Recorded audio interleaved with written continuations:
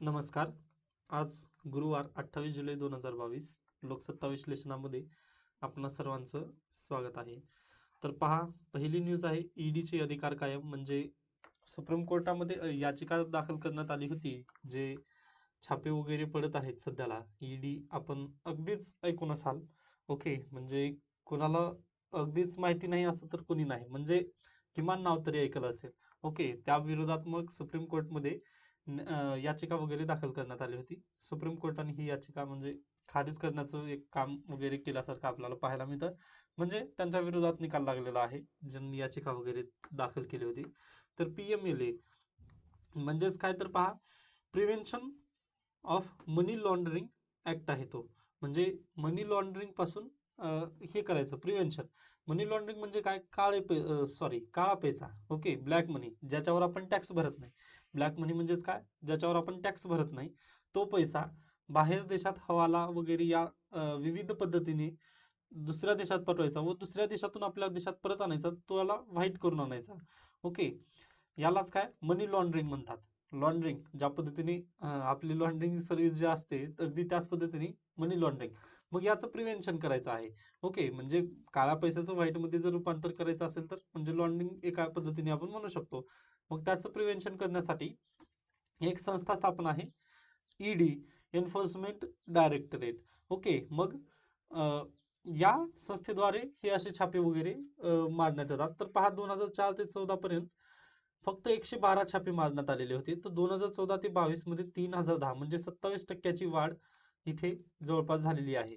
आता आपल्याला प्रश्न येणार नाही, परंतु आपल्या समाजात म्हणजे आपल्या बाजूला वगैरे काय चालू आहे, म्हणजे कुठेतरी तुम्ही बसलात व तुम्हाला बोलण्यासाठी पण तुम्हाला काहीतरी पाहिजे ना. ओके, म्हणजे शांत, म्हणजे आता पहा, एखाद्या वेळेस आपण असं बसून राहतो पण आपल्याला माहिती असतं सर्व, परंतु आपण बोलत नाही, तेव्हा आपल्याला मनातूनच खूप हसू येतं. ओके, मला पण तसंच होत असतं. अगदी त्या पद्धतीने म्हणजे दुसरे बोलता त्यांना समजत नसतं की त्यांनी काय बोलायचं वगैरे, परंतु आपल्याला ते माहिती असतं. त्यामुळे पण आपण एक अभ्यासक म्हणून पण आपल्याला ही माहिती असायला हवं. यासोबतच एक याचा कुठं फायदा होईल तेच आपल्याला सांगता येणार नाही. परंतु आहे आपल्याला, इकॉनॉमिक्स मध्ये आहे. ओके, पीएमएलए 2002 चा कायदा आहे हा. मग हे आपल्याला येतं, परंतु याला वापर कसा करायचा तर ते तुम्ही GS3 मध्ये शिकाल. ओके, व त्याला मी डिटेलमध्ये आता इथे शिकू शकणार नाही. ओके, त्यामुळे माझ्या पण लिमिटेशन आहेत. ओके, मी आजच्या मग एवढं सांगण्याचं काम आता इथे केलेलं आहे, पीएमएलए आणि ईडी. ओके, त्यानंतर जाऊयात पुढे आपण. सॉरी, सावकारी कर्ज ही माफ, आपल्याला आवश्यकता नाही. वादग्रस्त अधिकारी ची पण नाही. औरंगाबाद च्या नामकरणाला उच्च न्यायालयात आव्हान. आव्हान जाऊ द्या, काही जरी जाऊ द्या, आपण मी म्हटलेलं आहे यापूर्वीही, जेव्हा त्यांनी निर्णय रद्द केलेला होता, निर्णय परत चालू केला, त्यावेळेस देखील म्हटलेलं आहे की एकदाच तुम्ही वाचून त्याला मोकळं करून टाका, परत परत वाचण्याची याकडे गरज नाही. ओके, त्यानंतर पुढे चला. पहा, आरटीओ ची जी परीक्षा होती पूर्वी, म्हणजे तुम्हाला जर ड्रायव्हिंग लायसन काढायचं असेल तर काय करायचं होतं, म्हणजे लर्निंग लायसन अगोदर काढावं लागतं. मग त्यासाठी घरी बसल्या परीक्षा घ्यायची. मग त्यामध्ये 11 लाख उमेदवार उत्तीर्ण झालेले आहेत, असं त्यांनी म्हणजे एक अहवाल वगैरे दिला, त्यामध्ये आपल्याला हे समजून येतं. परंतु आता वाहन चालक परवाना परीक्षेवर आता कॅमेराची नजर असणार आहे. पूर्वी कॅमेरा वगैरे नसायचा. ओके, म्हणजे डिजिटल जर केला आपण तर त्यामध्ये पण काही चुका वगैरे नक्कीच असतात. ओके, म्हणजे जेव्हा आपण हे करतो की डायरेक्टली एखादा निर्णय घेतो. ओके, म्हणजे परीक्षाचं पण तसंच झालेलं पहा. म्हणजे परीक्षा जेव्हा युनिव्हर्सिटीच्या वगैरे जे झाल्या, त्यामध्ये आपण त्याला जास्त विचार वगैरे नव्हता केला. ओके, कुठे कुठे गुगल फॉर्म वगैरे याचा वापर वगैरे करण्यात आला. म्हणजे एक सिस्टीम मध्ये कसं असतं, प्रशासनामध्ये पूर्ण पॉझिटिव्ह आणि निगेटिव्ह आपल्याला दोन्ही बाजूंचा पण विचार करायला हवा. तेव्हाच आपण बेस्ट म्हणजे त्यावर निर्णय वगैरे घेऊ शकतो. ओके, म्हणजे पॉझिटिव्ह याचं असं होतं की लोकांचा वेळ वाचला, परंतु निगेटिव्ह असं की ज्यांना परीक्षा पण काहीही होत म्हणजे ज्यांना काही येत नाही, ते पण अशा पद्धतीने या परीक्षेमध्ये उत्तीर्ण झाले. तर ते कशामुळे, तर दलालच वाहन चालक परीक्षार्थी होते. ओके, म्हणजे उमेदवार जो होता तो त्यांनी दिलाच नाही. आपण विचार केला काय की वेळ वाचेल व कोरोनाचं जे पिरियड वगैरे होते त्यासाठी आपण त्यांना एक संधी दिली, परंतु त्याचं संधीचं दुसऱ्यांनीच सोनं करून घेतले, अशा पद्धतीने आपल्याला सांगता येईल. ओके, म्हणजे आता याच्यातून आपल्याला परीक्षेत काही येणार नाही, परंतु एक असावं की अशा पद्धतीने पण होऊ शकतं, म्हणून त्यामुळे दोन्ही बाजूंनी विचार करायला पण तुम्हाला यायला हवं. ओके. त्यानंतर सीबीएसईचे म्हणजे हे काही आवश्यकता नाही. 10वी 12वी याचे पण नाही. त्यानंतर पुढे हे 10वीच्या पुस्तकामधलं वगैरे दिलेलं आहे, परंतु मी वाचलं, परंतु हे खूपच डिटेलमध्ये वगैरे गेलेलं आहे, त्यामुळे हे पण आपल्याला म्हणजे हे येणार नाही. परंतु एवढं नक्की की तुम्ही मॅपिंग जर केलात तर ते बेस्ट होईल. ओके. मॅपिंग वरती मीच क्लास घेतो. ओके, म्हणजे मीच एकदा नक्की यासाठी ट्राय करेन मी. सॉरी. ओके. मॅपिंग जर केलात ना तर तुम्हाला हे इझी होईल. हे एवढं डिटेलमध्ये वगैरे करण्याची मग पुन्हा गरज नाही आपल्याला. ओके. म्हणजे एकदा पॉलिटिकल मॅप पाठ केला ना त्यावेळेस फिजिकल पण लगेच होऊन जाईल. ओके. त्यानंतर पुढे चला, पीक विमा संबंधी वगैरे आहे.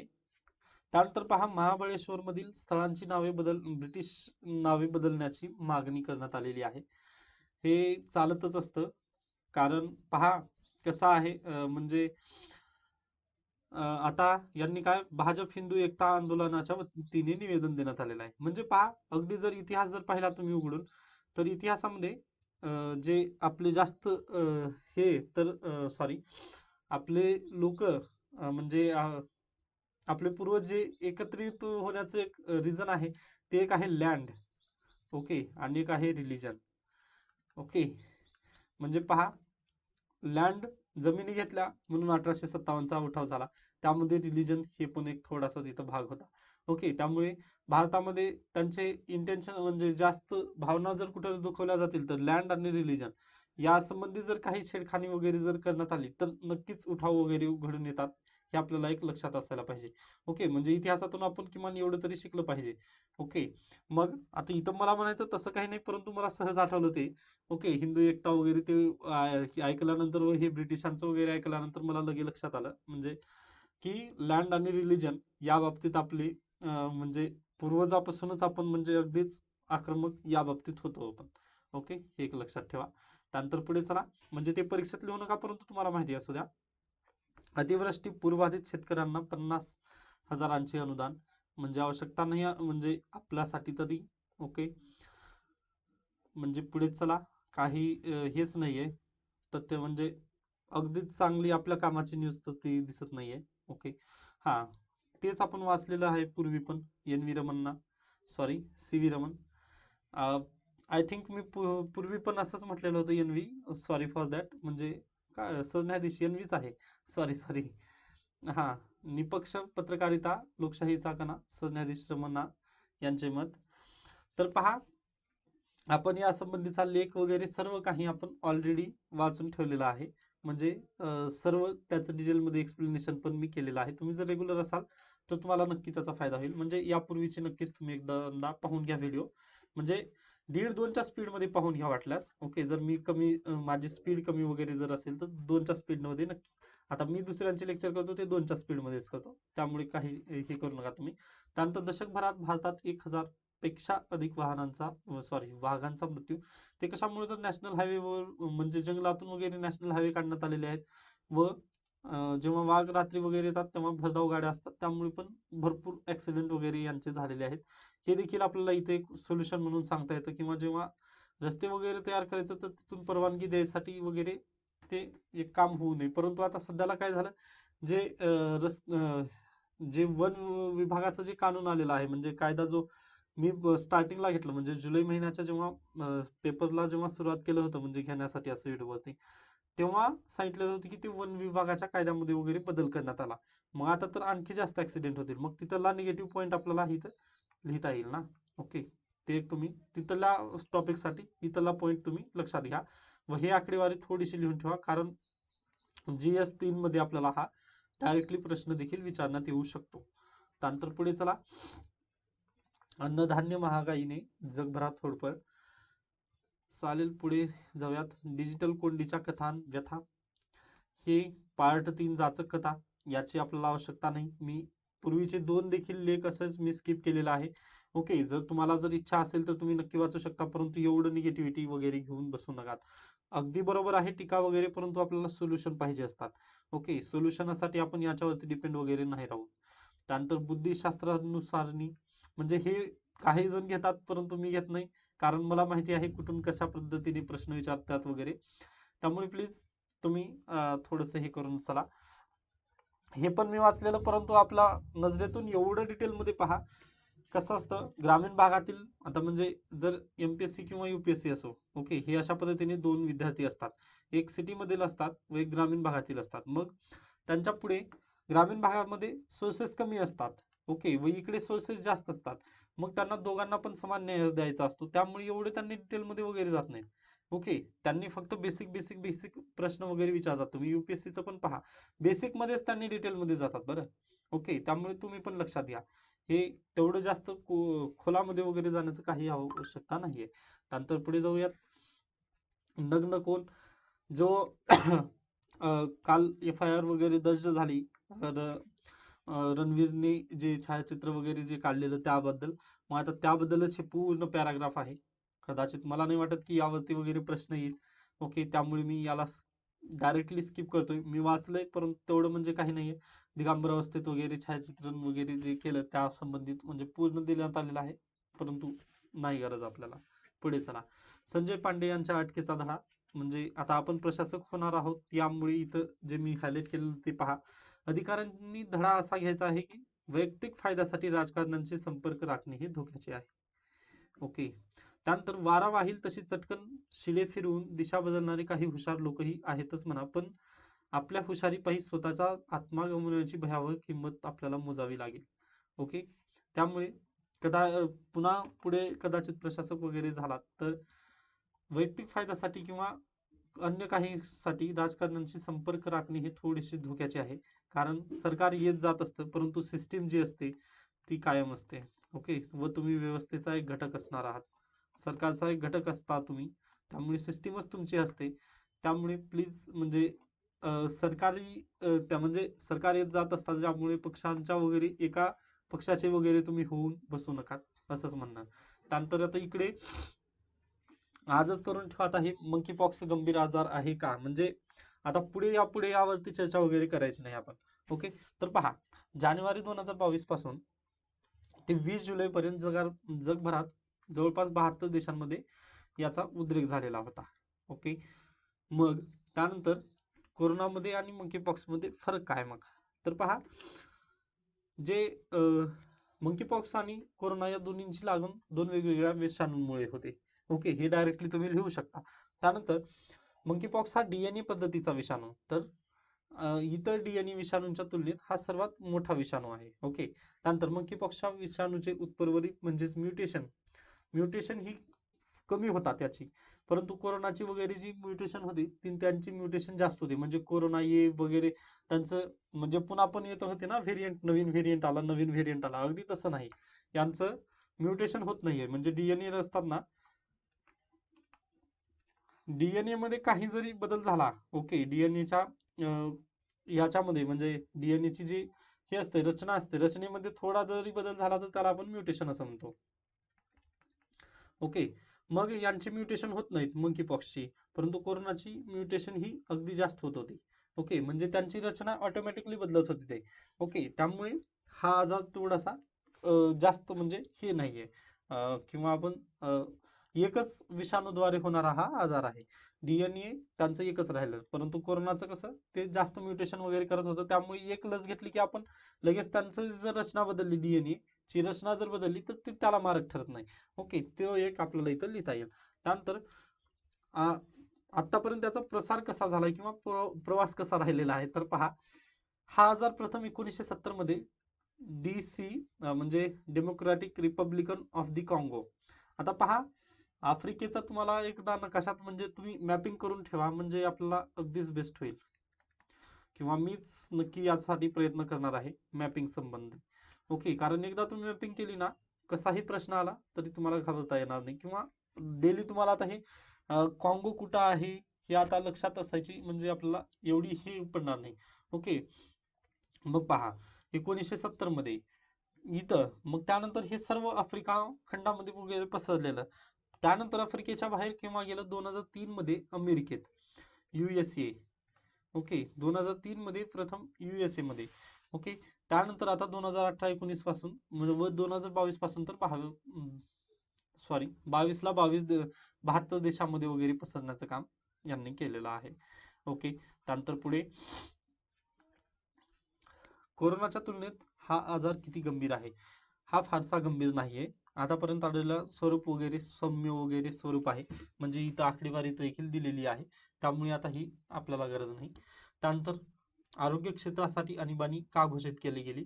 कारण यासंबंधीची आपल्याला लक्षणे वगैरे जास्त माहिती नव्हती व एका देशातून दुसऱ्या देशाकडे कसं पसरत वगैरे आहे यासंबंधी ही माहिती नव्हती. कारण 72 देश म्हणजे नॉट अ जोक. ओके, त्यामुळे ही आणीबाणी वगैरे जाहीर करण्यात आली असं यांचं म्हणणं आहे. त्यानंतर याचा प्रसार लैंगिक संबंधामुळे होतो का? तर जर एखादा विषाणू वगैरे जर घुसलेला असेल तर नक्की होऊ शकतो. त्यानंतर मंकी पॉक्सच्या निदानासाठी आरटीपीसीआर चाचणी केली जाते का? येस, परंतु काना आणि सॉरी नाक आणि घशामध्ये नसून ते जे जिथं हे झालेलं आहे म्हणजे त्याची जी उद्रेक वगैरे जिथं झालेला आहे तिथून ची आरटीपीसीआर वगैरे चाचणी केली जाते असं डायरेक्टली तुम्ही इथं लिहू शकता. आता हा तुम्ही कटिंग ठेवू शकता तुमच्याजवळ म्हणजे पुन्हा याच्यावर आपल्याला विषयावर या चर्चा वगैरे करायची गरज नाही. एकदा झालं ना आज वाचून पुन्हा गरज नाही. ओके, आता जर जास्तच हा गंभीर जो वगैरे जर आजार वाढत गेला तर यावरती नक्कीच पॅराग्राफ लिहित जाते लोक. मग तेच डेली डेली घेऊन बसायचं हे आपल्याला योग्य नाहीये. आपल्याला जीएस आणि ऑप्शनल कंप्लीट करायचं आहे. त्यामुळे याला स्किप करून पुढे जाऊयात. ओके, त्यानंतर हा म्हणजे आजच इथपर्यंत तुम्ही याला हे करून ठेवा. म्हणजे पुन्हा आपल्याला यावरती चर्चा नको आहे असंच माझं मत आहे. म्हणजे वेळ वाया नको, आजचं पण गेलं व उद्याचं पण गेलं असं होऊ नये. ओके, एवढंच म्हणणं.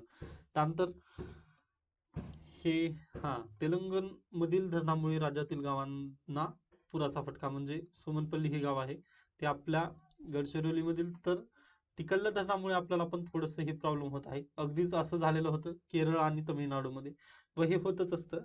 तर हे पण आपल्याला थोडंसं लक्षात यायला हवं. म्हणजे पुनर्वसन वगैरे कशा पद्धतीने करायचं म्हणजे आता हे आपल्याला आता सध्याला इश्यू चालू आहे म्हणून गरजेचं नाही, परंतु डिझास्टर मॅनेजमेंटमध्ये आपल्याला असे सब्जेक्ट वगैरे येत असतात म्हणजे प्रश्न येत असतात. या नात्याने मी याला फक्त एक उदाहरणास्तव घेतलेला आहे तुमच्या पुढे. ओके, पण यावरती प्रश्न नाही येणार.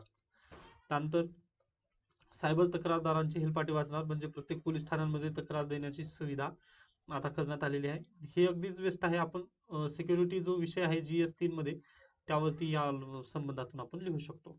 त्यानंतर पुढे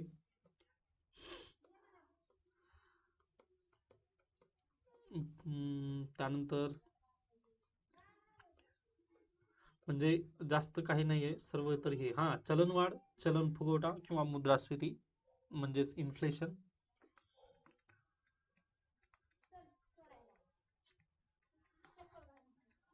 तर पहा, तर या संबंधात आता भरपूर यांनी दिलेलं तर आहे, परंतु एवढं पूर्ण आपण आता वाचून वगैरे मला तरी म्हणजे हे होणार नाही.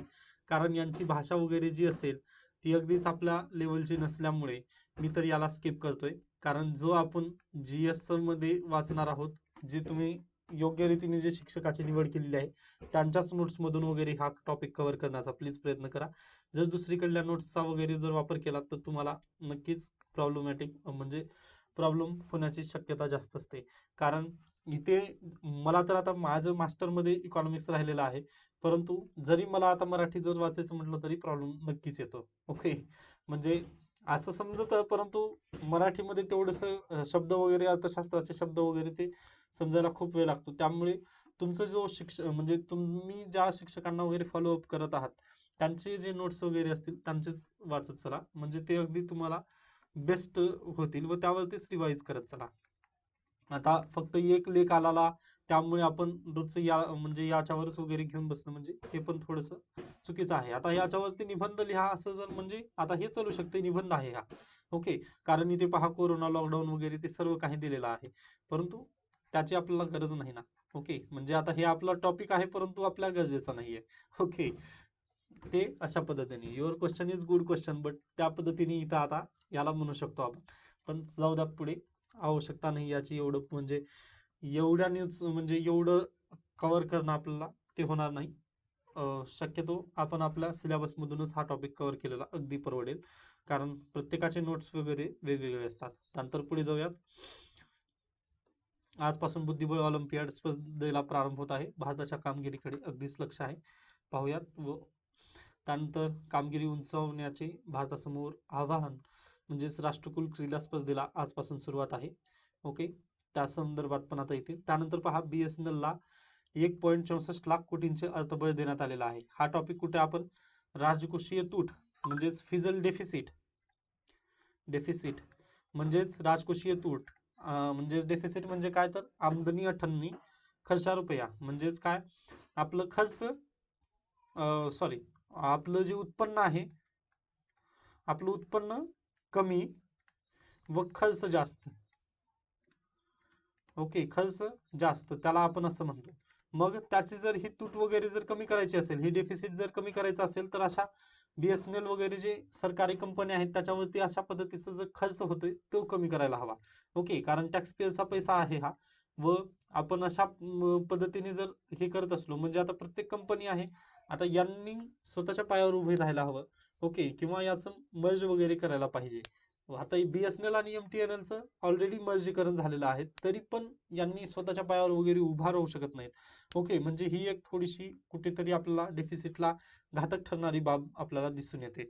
ओके, त्यामुळे आपण याचं फक्त मी उदाहरण घेत आहे, की यावरती मी टीका करत नाही, फक्त आपल्याला आपल्या परीक्षेच्या दृष्टीने कसं लिहिता येईल ते म्हणतोय मी. ओके, ज्या पद्धतीने HMT वगैरे जी कंपनी होती आपली, किंवा मारुती कंपनी होती, म्हणजे भारत सरकारची. ओके, तर त्या कंपनीचं त्यांनी डायरेक्ट विक्री केली, किंवा बँकेची देखील त्यांनी, म्हणजे नॅशनलाइज्ड जी बँक असतील त्यांचं त्यांनी आता काय प्रायव्हेटायझेशन वगैरे करत आहे. त्याचं कारण हेच आहे. मग अशा पद्धतीने होऊ शकतं, परंतु हे डेफिसिटच्या तुलनेमध्ये. परंतु आता जर आपण जर इकडे म्हटलं प्रायव्हेटायझेशनचं, तर प्रायव्हेटायझेशन जर जास्त झालं तर सरकारी, म्हणजे हे तरी असावं, म्हणजे कम्पिटिशनसाठी सरकारी कंपनी एक असायला पाहिजे, असं हे पॉझिटिव्ह पॉईंट. निगेटिव्ह आणि पॉझिटिव्ह अशा दोन्ही पद्धतीने आपल्याला पॉईंट इथे लिहिता येते. त्यानंतर पुढे शेअर मार्केट वगैरे त्याचं काही नाही, परंतु इथं पहा, CSR निधीतून हर घर तिरंगा. CSR म्हणजेच जे कंपनी वगैरे हे करते, म्हणजे नफा वगैरे कमवते, तर कंपन्यांना सामाजिक दायित्व. Okay, corporate social responsibility. Yes, CSR म्हणजे कॉर्पोरेट सोशल रिस्पॉन्सिबिलिटी जी असते, म्हणजे एखाद्या कंपनीचा जर जास्त नफा वगैरे असेल, टाटा कंपनीचा वगैरे जर नफा असेल, तर त्यांनी काही प्रमाणात जे रुपये वगैरे, जे पैसे वगैरे असतील, ते हॉस्पिटल, शाळा वगैरे बांधण्यामध्ये पण द्यायचा असतो. त्याला आपण CSR असं हे ठरवलेलं आहे. म्हणजे सरकारला टॅक्स देण्यासोबतच CSR देखील पे करावा लागतो, किंवा त्यांनी कॉन्ट्रीब्युशन कुठेतरी केलं पाहिजे. ओके, जी स्कूल वगैरे आहेत आता पहा, तर CSR मधून, CSRच्या फंड मधूनच उभ्या झालेल्या आहेत. मग त्या CSRचं पण थोडंसं कुठेतरी, म्हणजे आता जाऊ द्या, त्याबद्दल मी नाही बोलत, ते टीकाच होईल. परंतु CSR मधून आता हर घर तिरंगा मोहिमेला प्रोत्साहन वगैरे देण्यात यावं असं म्हणत आहेत. जाऊ द्या, तो आपला विषय नाही, परंतु CSR आपल्याला माहिती पाहिजे, कारण आपल्याला GS3 मध्ये आपल्याला नक्की प्रश्न याबद्दल विचारण्यात येतील. आय होप आजचा जो न्यूजपेपर आहे, म्हणजे जास्त काही त्यामध्ये विशेष असं काही बातम्या नव्हत्या, परंतु ज्या काही होत्या मी त्या योग्य रीतीने घेतलेल्या आहे. काही सजेशन वगैरे असतील तर तुम्ही नक्की मला सांगू शकता. धन्यवाद.